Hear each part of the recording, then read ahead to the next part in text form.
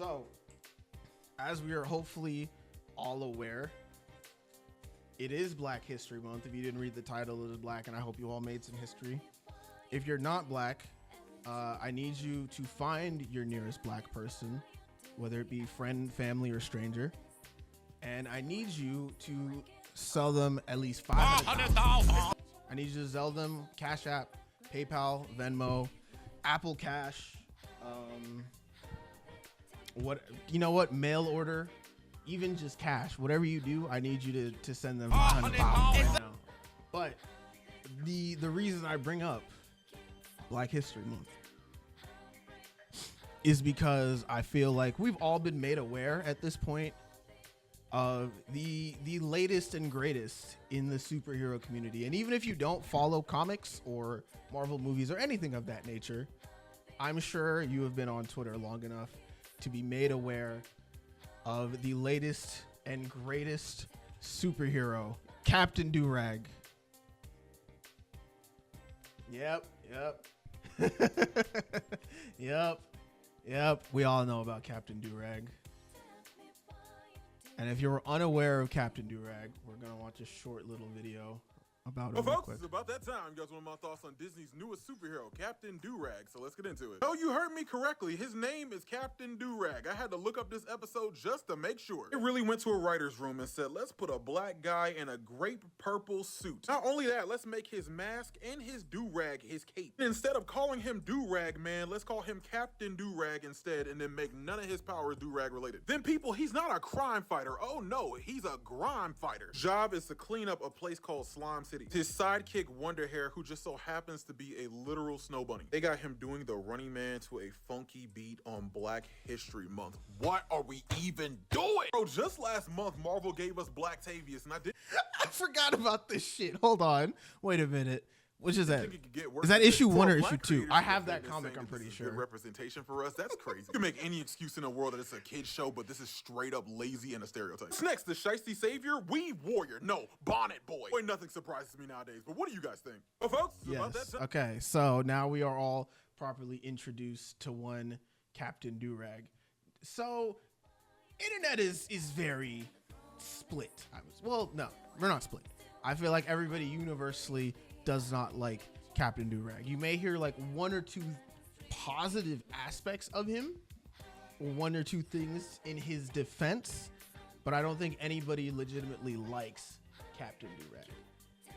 And I'm of the mindset, exactly, I don't care. I think the internet is doing what the internet does and getting outraged at something. To a certain degree, I understand it. Some people are like, it's distasteful. Some people are like, this isn't good representation. I just think it's silly and kind of stupid. A lot of people were like, how this is a stereotype or stereotypical thing to make a black superhero wear a durag and have the durag be his cape. I kind of think it's funny. I think it's cool. My issue with it is that you just put him in a durag to have a durag. If you had made him glide with the durag, or he was wrapping it, he was like throwing the tail out to catch people like Medusa does with her hair, I think that could have been a funny thing. It could have been cool to see, and I'm like, that would have been fun. But I don't think they went about it the right way. I think they just wanted a black superhero who... They just wanted a black superhero, and they were like, hey, we'll make him black and put him in a durag. And I'm like, that's silly. If you left out of the part. Yes, so that's the other thing that is a very important aspect of this. So the context of Captain Durag existing is within the context of the show. He's a superhero, and the reason he is a grime fighter, not a crime fighter, grime with a G, and he cleans up dirt, is because, I didn't watch the full episode, but she's essentially told to clean up her room. She sees the comic that she has, and she's like, hey, it would be really great. Or like, what would a superhero do? A superhero would not have a messy room. A superhero would clean up the room. So she sees her comic, and she's just imagining Captain Durag, her favorite superhero, is helping her clean up. And I'm like, oh, okay. In that context, it's a little silly. It makes it a little better, but it's also like not nearly as offensive as everyone makes it out to be. I think it's just dumb, harmless fun. I do think Classic Man D He will probably never see this. I understand his frustration. I understand a lot of people's frustration. I don't think him being in a great purple suit was meant to be a great purple suit. The design overall is very just simplistic. Chest piece, cod piece, shoulder pads, or gloves. I think they were just like digging out of a template and they just threw purple on him. And they were like, that's it. That's the design. But I can understand why it's like, no, that is grape purple specifically. But I heard a really good point. If it had been red, somebody would have been like, oh, it's watermelon red. If it'd be green, watermelon green. If it'd been orange, oh, it's prison jumpsuit orange. There's like very few colors that I don't think. I think it's one of those things where people are focusing on the wrong aspect of it, where people are like upset and they can be reasonably upset. But I think some people are harping on the wrong things and finding a reason to be upset about that. Just my opinion. I'm not harping on it. And yeah, the Snowbody sidekick, I have nothing for that. It's just weird. That I can't put a spin on and have anybody be like, no, that's reasonable. Yeah, I don't know if that's a boy or a girl. If it's a girl, that might make it worse. But it's just weird. And this is one of those things where you're like, oh, well, this was probably designed by a white person. That's why it feels so out of touch and out of place. Unfortunately, it is not. The creator posted on Twitter, Camille Corbett, said, I created Durag Man, known as Captain Durag, on the Disney show Hey AJ. I'm just finding out people are finding it problematic. I just wanted our culture to have a superhero of its own. Understandable. You know, you grew up black. You want to see more black faces on the TV, especially I know a lot of my people like me who grew up in particularly nerdy spaces didn't see a lot of nerdy or black representation among those nerdy spaces. The most I got was Piccolo and Jon Stewart Green Lantern. So much so that when I saw Hal Jordan as the Green Lantern, I said, who is this white man? You are not my Green Lantern. Until I learned that they were like, we're gonna use John because we want more unique faces. Otherwise, that entire Justice League roster would have been white. Or white and one Martian. But I digress. Who gave the white boy the ring? Exactly. And John, seeing John in that position did essentially put him at the forefront of a lot of young kids' minds. A lot of people grew up thinking or seeing Green Lantern as a black man, let alone the lesser represented black man, I would say. Obviously, Hal came first. He's the more popular one in a lot of cases. But for a certain group of people growing up, we saw John. We saw a black face, a superhero, a leading character on a team of other superheroes. That's formative. That's important. Representation and diversity matter. And I understand the sentiment behind wanting to do something similar with Captain Durag. Having it be silly, having it be something that's unapologetically black, I would say. Having it be, a durag, a thing that a lot of us wear, whether it be for fashion or for hair care. Something that is just kind of ubiquitous and synonymous with being black. Understandable. I don't think she went about it the right way. And hold on, I want to see, because there's a video she put up trying to discuss it. Oh, never mind. I think she took it down.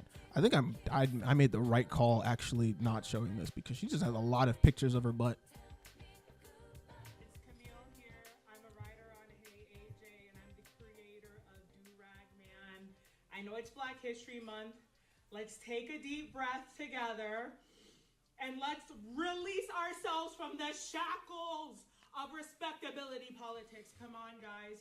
We finally have a superhero with our culture. Let's not talk about semantics and let's just focus on what's happening. If you've seen the show, you know the bunnies in every episode. Slime City is funny. Come on, guys. Let's get into it. Where's the joy? Why is everything so serious? We gotta celebrate our people. What Richard Wright would have wanted. He wouldn't want us to be like, let's just be respectable all the time and talk in stilted language. Let's enjoy our culture. Okay, I didn't watch the full video. I thought the video was like 30 seconds because that's all I've ever seen of it. Dog, okay. This very much reads like cope. Oh my goodness. This is kind of hard to watch. Yeah, is she okay? What's that AI picture? We're going to get to that AI picture in a second. I created Durag Man because I'm obsessed with blaxploitation films and I love Pam Grier, and I thought it would be super cool to have a little homage to that when we're creating a superhero for Hey AJ. And what was better than using a durag? Because I own a 6-foot durag. And it makes me feel like a superhero when I wear it. Why couldn't someone be like that in AJ's imagination? I really beg of you to give this show a chance. Again, it's an homage to blaxploitation films. And yeah, we're poking fun a little bit at respectability politics because you know what? AJ and her family, they're already excellent. Her dad's a football player. Her mom's a chef. What more do they have to prove? Why can't they have a little durag man superhero? Come on, Wakanda forever! Check out Hey AJ and watch it for yourself. It's great for the culture, and there's Jamaican American representation on the Disney Channel, which I never had as a child, and I was so lucky to contribute to. I felt so lucky to be a part of that show. My dad was in the NFL, and so it was really a show that I was really... All right. You're done.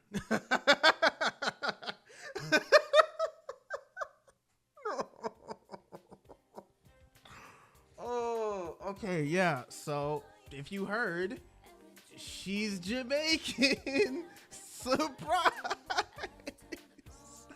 And this is... Okay, so yeah, the character or the show she worked on, Hey AJ, does... I believe AJ is Jamaican. I don't know if it's her mother or father is of Jamaican descent. And she's saying that the show is providing people with not only black representation, but also Jamaican representation on TV. And whatever, that's fine. I think the sentiment is there. The idea and execution is poor. Because to say this is okay because it's no longer playing into respectability politics and it's just meant to be fun. Oh, excuse me. I think it's a little disingenuous. I feel like what she's saying here is disingenuous. Nobody is saying that if you have a black superhero on screen, they have to be awkward and stilted and they must be a paragon of good. They're not allowed to swear. They're not allowed to use a contraction. They must be absolutely the pinnacle. That's not what anybody's saying. I feel like you're sidestepping any sort of criticism that anyone is trying to leverage against you by what you're saying. The criticism that people had is that it's silly and feels stereotypical. It feels like you didn't try to actually make a character that black kids would want to see on screen. It feels like you said, we have to have a black superhero turned in by midnight. It's 11:50 and my Rivals game still has 5 minutes left in it. I'm gonna just throw something together. Put a nigga in a durag, throw it on the TV. Hey, okay. And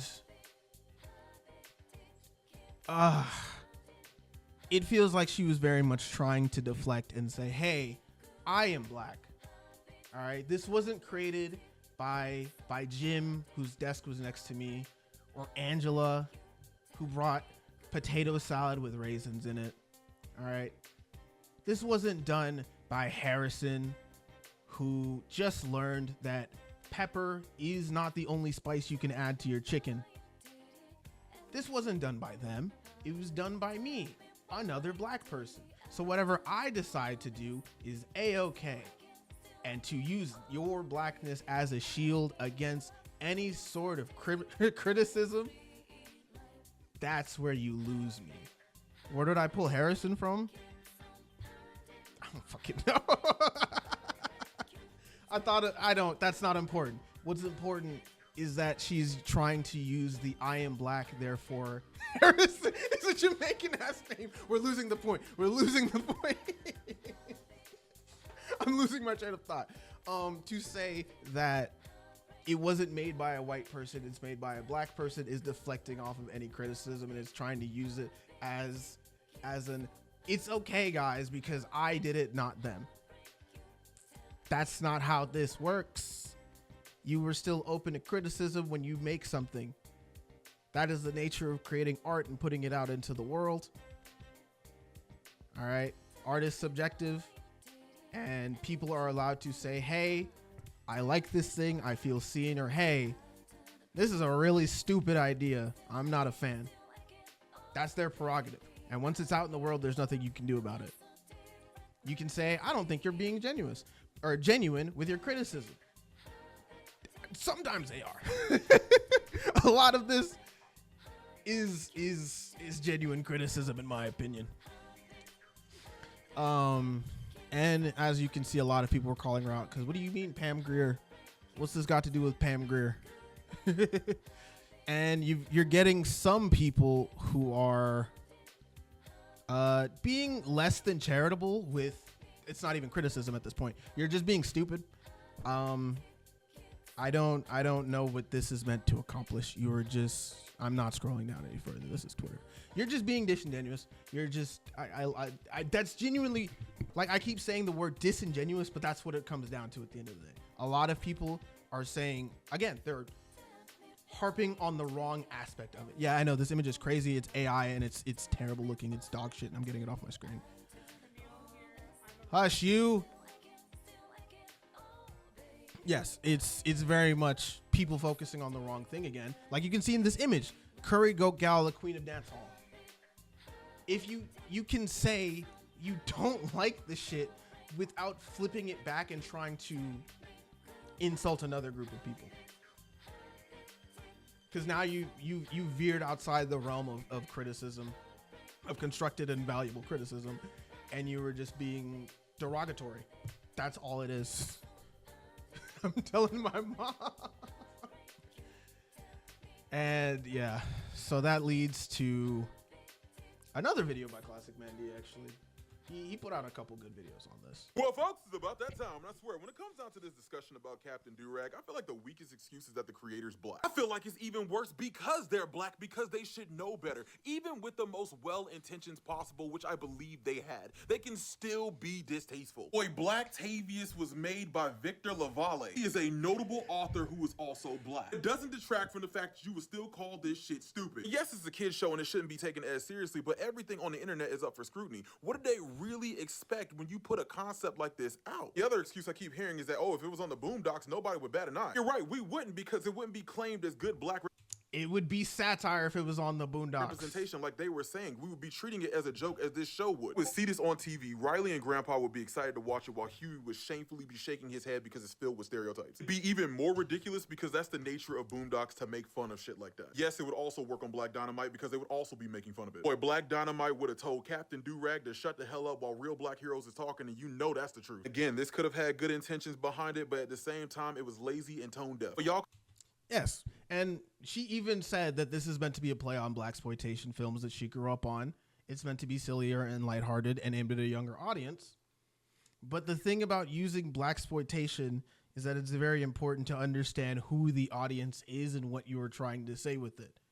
It does just come across very lazy if you just put him in a do-rag and say this is a black superhero. I feel like when you pull something like Black Dynamite, it is a play on specifically all the old films by making him as ridiculous as possible. I don't know if you've ever seen Black Dynamite. There's a comic panel where he stares down Medusa and she can't turn him to stone. And he says, I'm already rock hard. There's a scene of him hip thrusting across the water simply because he can. There is a scene. Oh, fuck. I'm not going to look for it right now. But he essentially is able to piece together a conspiracy off the most ridiculous shit ever. And the reason it works is because it's made with black people in mind and it takes into account the black experience. All right. It's made from a place that tells you, hey, I am black. I'm making this with to call back to a thing that happened last year. I'm making this with an Afro heart. I am making this from a place of love and understanding. There's no love and understanding here. Could have called this man anything. Wave, fresh, Captain Clean. I could have named this man anything, and y'all really cleared Captain Durag, and everyone in the room thought, oh no, this is not gonna get pushed back? I mean, the dude's one gear for cleaning, which is his super broom, ain't even the same color as the rest of his suit. You can't tell me this shit ain't lazy.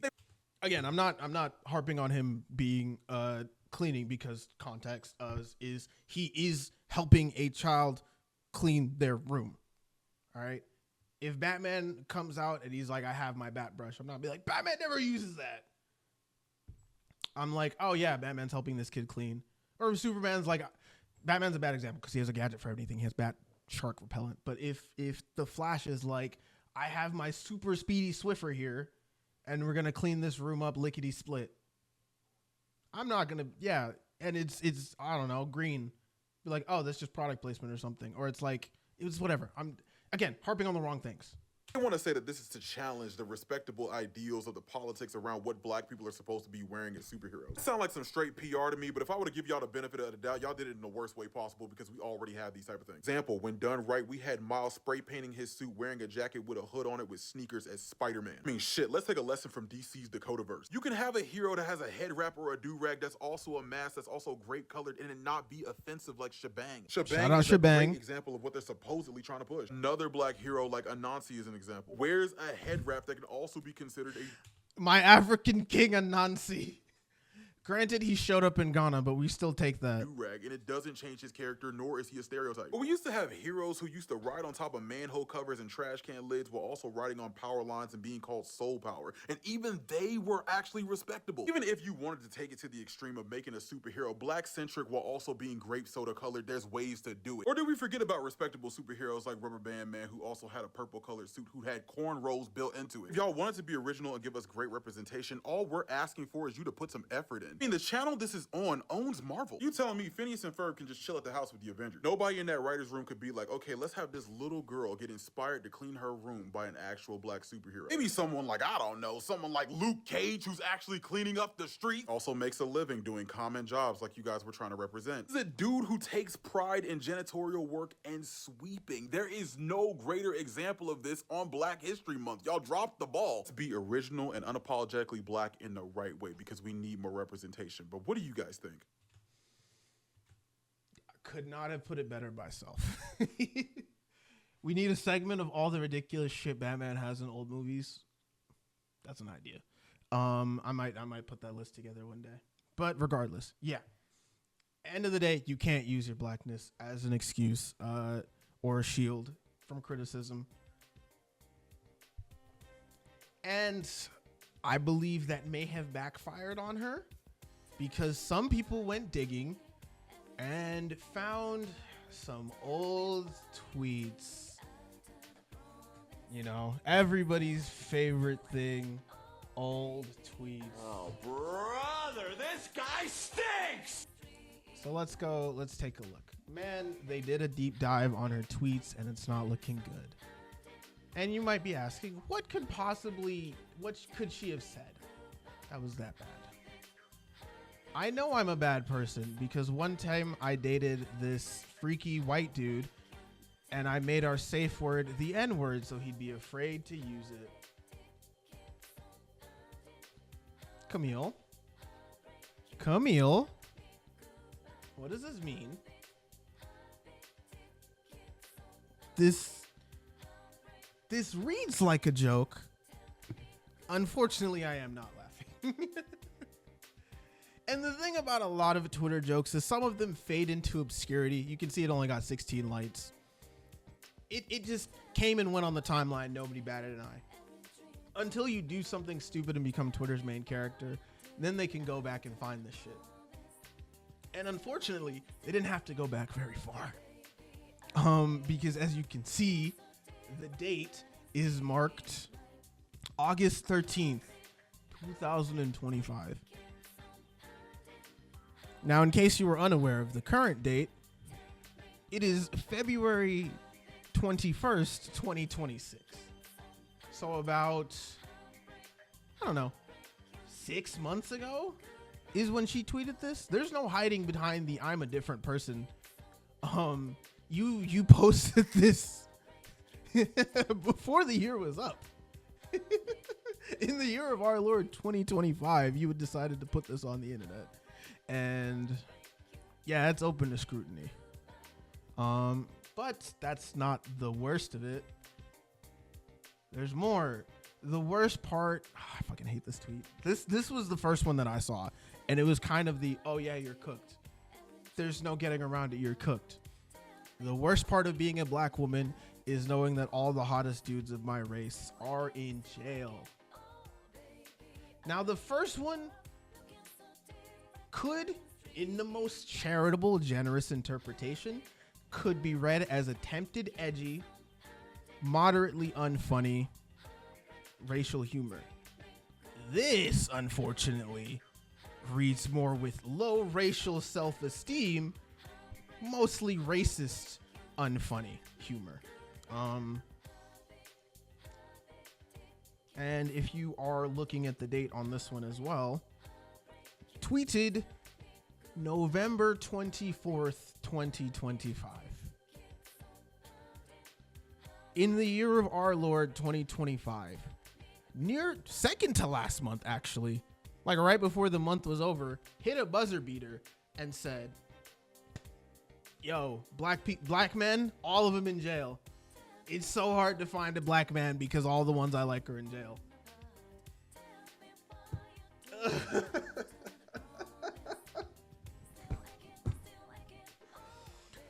Oh, Lord. Yeah, Donald Glover has a similar joke. Gosh. And I used to like that joke when I was younger. All right. I watched that comedy special. The last time I watched it, I think I was like 19. I thought it was the funniest shit ever. And then I got older and I was like, wait, this is a weird joke to make. Because what do you mean? Hearing a white woman say the N-word turned you on incredibly. It's kind of odd, buddy. It's a weird thing to say. But I digress. But that was a joke that he made back in, I want to say, 2011. All right. Times were different. Edgy humor was all the rage, and that was when he was at his edgiest in terms of humor. This is a joke that Camille has made in the year 2025. There's no saving that. There's no other way to read that. Yeah, that's the same tweet again. And lastly, whenever I complain about dating, dudes are always like, you just need to date a real nigga. I'm like, I actually think that might be the problem. Or maybe it might be time for a little Oreo break. 2 days ago. I didn't see that. Oh no, Camille. Camille, no. No way. I didn't know.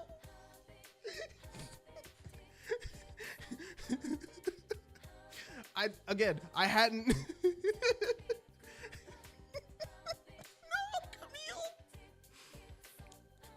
Oh fuck. Oh, you're cooked. Yeah. She didn't say it 2 days ago on Thursday. She said it February 19th. 2 days ago. Oh, she said this shit on Tuesday. She said this shit on a Tuesday, bro. Yeah. So we have gone, we've it got worse with every tweet that people dug up. There's probably more, but I'm not looking for those while Twitter is while I'm streaming. I'm gonna see some things I don't want to see.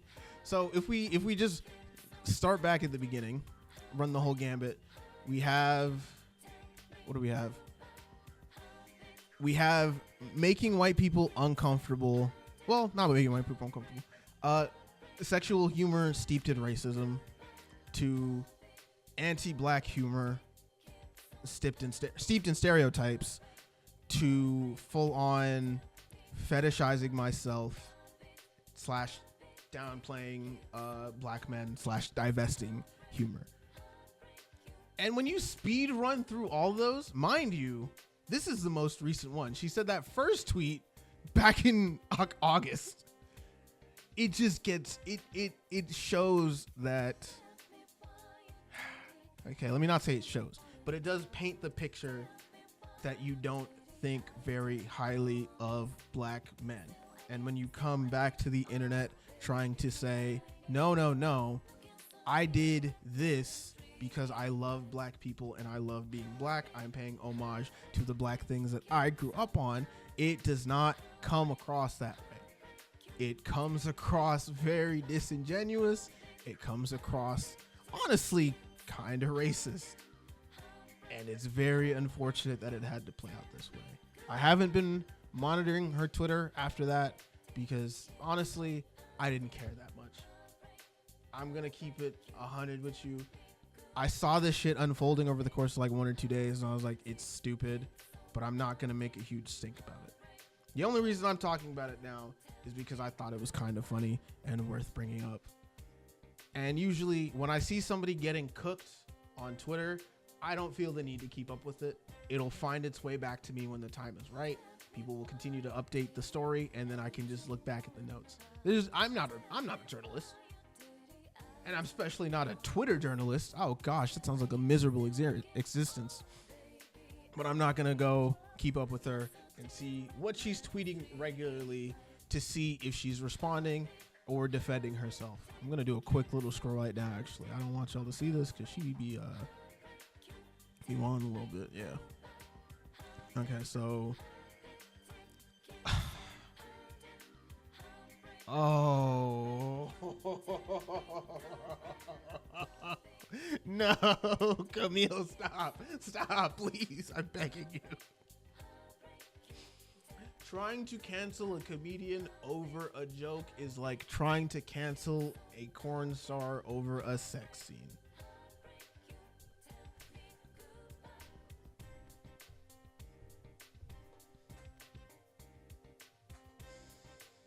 Oh, brother, this guy stinks! Oh, fucking hell, bro. It's just so... It's just...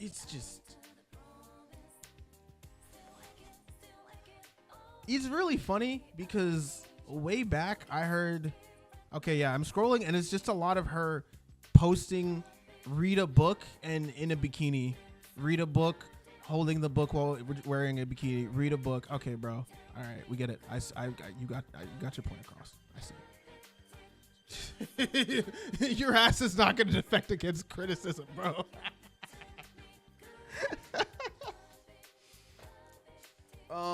Yeah, no. Camille, I doubt you will ever see this. But I was given some of the best PR advice, and I pray that I will never have to use it personally. But in the event that you face something on the internet, your best course of action, let me make myself big so you really hear what I'm trying to say. Shut the fuck up. All right? If you do something or say something and all of Twitter is on your ass, that is a sign. Shut the fuck up. It doesn't matter what you did, bro. Just shut the fuck up. If you didn't commit a crime, shut the fuck up. Do not go on there trying to defend yourself. Do not go out there trying to clear the situation or clear the air. Shut the fuck up. You will gain nothing by opening your mouth, bro.